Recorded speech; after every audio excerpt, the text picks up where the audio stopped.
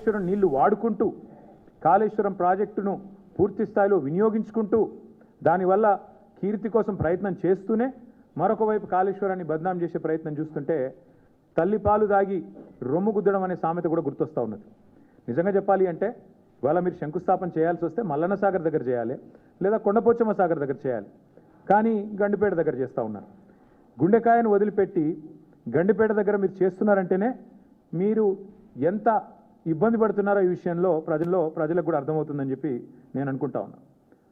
కొందరిని కొంతకాలం మోసం చేయొచ్చు, కానీ అందరినీ ఎల్లకాలం మోసం చేయలేం. ఇప్పటికైనా రేవంత్ రెడ్డి గారు, కాంగ్రెస్ పార్టీ ఈ విషయం గమనిస్తే మంచిది.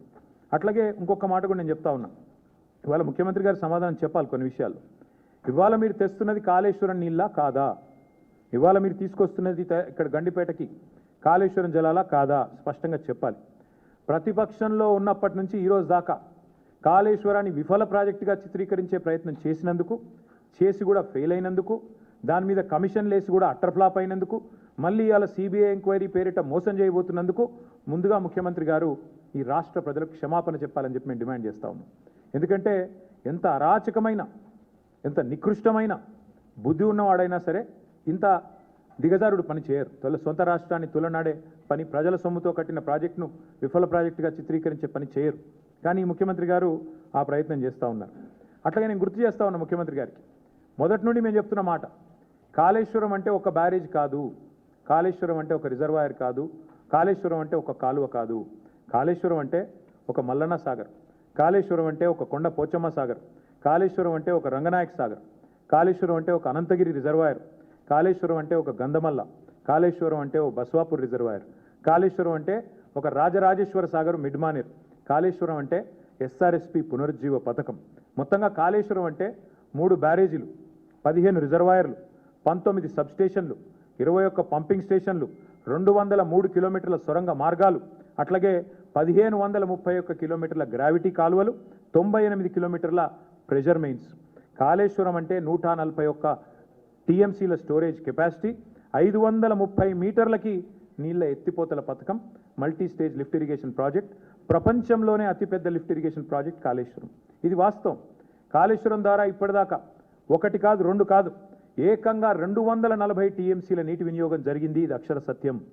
దానివల్ల 20 లక్షల ఎకరాలకి, మనం ఏం చెప్పడం కాదు, శాసనసభలో అక్బరుద్దీన్ ఓవైసీ గారు అడిగినారు, మీరేమో కాళేశ్వరం ద్వారా 1 ఎకరానికి నీళ్ళు రాలేదని చెప్తున్నారు, మరి మీరిచ్చిన పుస్తకంలోనే 20 లక్షల ఎకరాలకు నీళ్ళు ఇచ్చినట్టుగా ఉన్నది, ఏది నమ్మాలా? మీ ప్రభుత్వానికి కనీసం కుడి చేయికి ఎడం చేయికి సయోధ్య ఉన్నదా అని స్వయంగా ఇవాళ మీ మిత్రపక్షంగా వ్యవహారం చేస్తున్న అక్బరుద్దీన్ ఓవైసీ గారు కూడా అడిగే పరిస్థితి వచ్చింది అంటే మీరు అర్థం చేసుకోండి.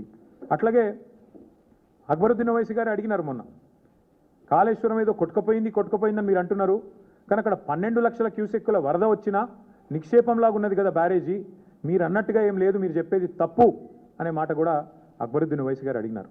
అట్లాగే ఆయన ఇంకొక మాట కూడా అడిగినాడు, 20 నెలలుగా ఎందుకు రిపేర్ చేస్తలేరు మీరు, ఎందుకు మీరు ఇన్ని రోజులు రిపేర్ చేయకుండా ఉన్నారు అనే ప్రశ్న కూడా వారు అడిగినారు. ఇంకొక మాట కూడా ఈ సందర్భంగా ఇదే అవకాశంగా నేను తెలంగాణ ప్రజలకు కూడా విజ్ఞప్తి చేస్తా ఉన్నాను. మొదటి రోజు నుంచి కాంగ్రెస్, రాహుల్ గాంధీ నుంచి మొదలు పెడితే గ్రామ స్థాయిలో ఉండే కాంగ్రెస్ కార్యకర్త దాకా ఒకటే మాట, 1,00,000 కోట్ల కుంభకోణం, 1,00,000 కోట్ల కుంభకోణం. చివరికి వాళ్ళ పిల్లనిచ్చిన మామ రేవంత్ రెడ్డి గారికి, పద్మారెడ్డి గారు, ఆయన చెప్పారు 94,000 కోట్లు ఖర్చు అయిన ప్రాజెక్టులో ఒకవైపు నీళ్లు కనబడుతుంటే 94,000 కోట్ల ఖర్చైన ప్రాజెక్టులో 1,00,000 కోట్ల కుంభకోణం ఎట్లా జరుగుతుందండి, ఇది రాజకీయ ఆరోపణ తప్ప ఇంకోటి కాదు అని పిల్లనిచ్చిన మామ కూడా నవ్వుతూ కొట్టిపాడేసినా కూడా ఇంకా ముఖ్యమంత్రి గారి బుద్ధి మాత్రం మారడం లేదు. వాస్తవం ఏంది, 94,000 కోట్లు ఖర్చు అయినాయని మీ ప్రభుత్వం కూడా చెప్తా ఉంది. బీఆర్ఎస్ ప్రభుత్వం ఉన్నప్పుడు కాళేశ్వరం ప్రాజెక్టు కోసం 93,769 కోట్లు, దాదాపుగా రౌండ్ ఆఫ్ చేస్తే 94,000 కోట్లు ఖర్చు అయినాయని మీ ప్రభుత్వం చెప్పింది. అందులో మేడిగడ్డ బ్యారేజ్ ఖర్చు ఎంత, 4,000 కోట్లు. 4,000 కోట్లలో మన హరీష్ రావు గారు వివరంగా చెప్పినారు, ఏది శాసనసభలో 4,000 కోట్లలో భూసేకరణకి ఎంత అయింది, రిటైనింగ్ వాల్స్ కన్స్ట్రక్షన్కి ఎంత అయింది, ఓన్లీ ఆ బ్యారేజ్ ఏదైతే సిమెంట్ స్ట్రక్చర్ ఉందో దానికి ఎంత అయింది లెక్క తీస్తే మరి 85 పిల్లర్లు ఉండే ఆ బ్యారేజ్ ఖర్చు అయింది 1,500 2,000 కోట్లు. అందులో ఎన్డీఎస్ఏ రిపోర్ట్లు కూడా ఏం చెప్పినారు, కేవలం 7th బ్లాక్ ఒక్కటి పునర్నిర్మాణం చేస్తే చాలు అని చెప్పారు. మరి 7 బ్లాకుల్లో 1 బ్లాక్ దెబ్బతింటే ఆ మొత్తం 7 బ్లాక్లకు 1,500 2,000 కోట్లు ఖర్చు అయింది అనుకుంటే ఒక బ్లాక్ కోసం ఎంత అవుతుంది, 250 300 కోట్లు ఖర్చు అవుతుంది. ఆ 250 300 కోట్లు కూడా ఒక్క రూపాయి కూడా ప్రభుత్వం పెట్టే అవసరం లేదు, ఒక్క రూపాయి కూడా ప్రజల సొమ్ము వృధా చేసే అవసరం లేదు. ఆ ఏజెన్సీయే నేను కడతానంటూ ముందుకు వచ్చింది. మరి ఇవాళ నేను ముఖ్యమంత్రిని ఈ రాష్ట్ర ప్రభుత్వాన్ని అడుగుతున్నా, ఎక్కడైంది వృధా ప్రజల సొమ్ము? ఆ ఏజెన్సీ మళ్ళీ తిరిగి పునర్నిర్మాణం చేస్తానంటుంటే 2 ఏళ్లుగా దాన్ని పండబెట్టింది మీరు, పడావ పెట్టింది మీరు, కిందికి నీళ్ళని తీసుకుపోయి బనకచర్ల కట్టుకోవడానికి ఫెసిలిటేట్ చేస్తున్నది మీరు.